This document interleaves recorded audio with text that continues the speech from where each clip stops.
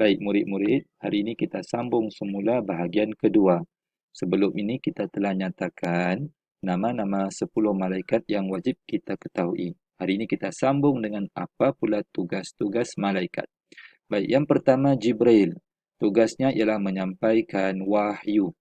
Baik, maksudnya ialah Jibril ditugaskan untuk menyampaikan pesanan-pesanan daripada Allah Subhanahu wa taala kepada rasul dan nabi-nabi Allah.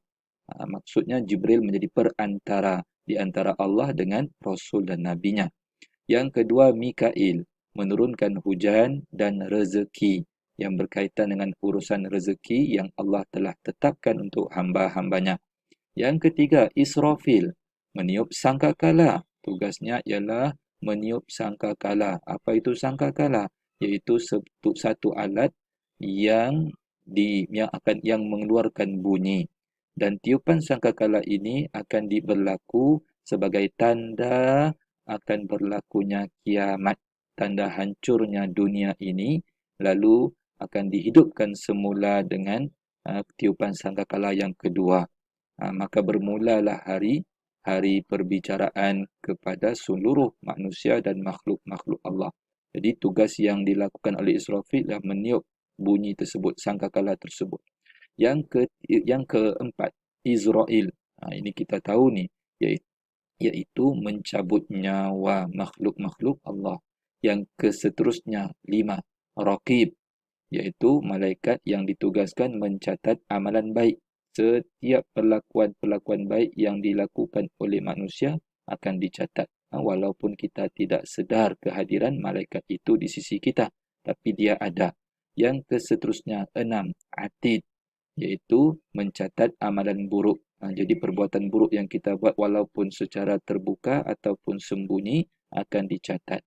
Ketujuh, Ridwan, iaitu malaikat yang ditugaskan menjaga pintu syurga, yang akan menyambut kedatangan orang-orang yang beriman. Yang ke-8, Malik, malaikat Malik yang menjaga pintu neraka, yang menyambut kedatangan ahli-ahli orang yang melakukan dosa. Yang seterusnya, Mungkar dan juga Nakir, menyoal orang mati di alam kubur. Ini berlaku di alam selepas kita meninggal dunia. Baik, seterusnya, mari kita lihat bukti yang mana kita beriman kepada wujudnya malaikat. Kita beriman bahawa malaikat ini ada tugas-tugasnya yang sangat berkait dengan kita sebagai manusia. Baik, apa bukti tindakan kita? Baik, kita baca ya. Tindakan yang membuktikan keimanan terhadap malaikat. Tindakan. Bila kita percaya adanya malaikat Jibril yang ditugaskan menyampaikan wahyu pesan daripada Allah, maka kita akan dibuktikan dengan sentiasa baca Al-Quran.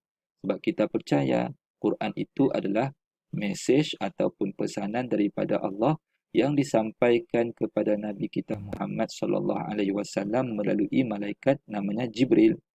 Yang seterusnya, Izrail. Apa tadi? Cabut nyawa kan? Jadi, tindakan kita bila beriman, kita menziarahi orang yang sakit. Kenapa? Bila kita lihat orang sakit, kita teringat yang satu hari nanti kita akan meninggal dunia. Yang seterusnya, Israfil, iaitu bersikap sederhana dalam kehidupan. Bila sebut Israfil, kita ingat akan berlakunya kehancuran dunia. Maksudnya kita faham dunia ini tidak kekal. Maka kita tak perlulah kita berlumba-lumba mengejar dunia ini dalam hidup kita sehingga kita lupa yang kita ada hari akhirat yang penting. Baik, seterusnya Mikail, sentiasa bersyukur, bersedekah dan membantu orang lain kerana kita diberikan rezeki oleh Allah.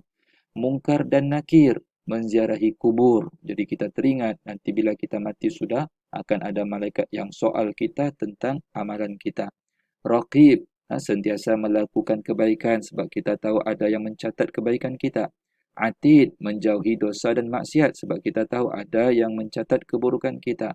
Ridwan dan Malik, yang menjaga syurga dan neraka, maka berusaha untuk menjadi ahli syurga dengan banyak buat taat kepada Allah dan menghindari perbuatan ahli neraka dan dengan meninggalkan perkara-perkara dosa.